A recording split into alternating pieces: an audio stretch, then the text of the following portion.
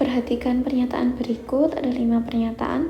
Eksploitasi air tanah yang besar-besaran merupakan salah satu pemicu terjadinya penurunan kualitas lingkungan atau gradasi lingkungan.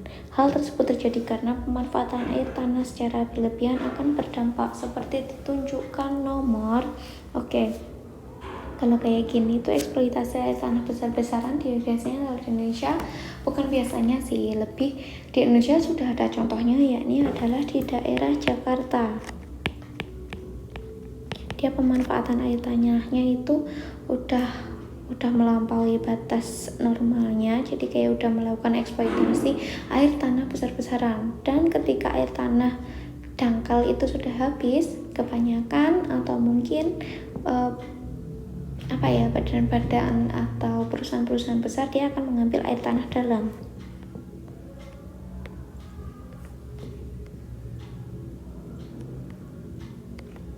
Nah, sedangkan di Jakarta itu sudah ke taraf di mana dia itu sudah mulai ada atau beberapa perusahaan itu sudah menggunakan air tanah dalam. Karena apa? Karena air tanah dangkalnya itu sudah menipis. Makanya kebanyakan masyarakat Jakarta itu kan udah nggak menggunakan sumur, tapi menggunakan PDAM kan. Nah, dimana hal ini ketika air tanah dangkal itu sudah mulai habis atau jumlahnya jauh lebih kecil atau bahkan mungkin sudah habis, maka ini kan di sini ada tanah.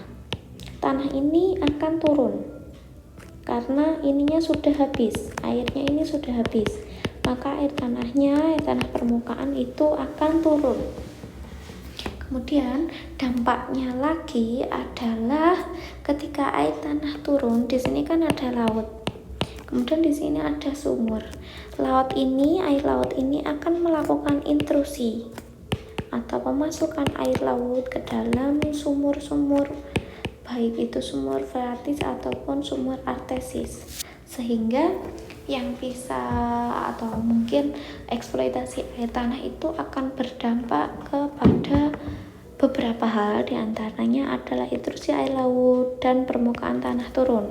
Nah, kalau misalkan permukaan air freatis turun, itu tuh kayak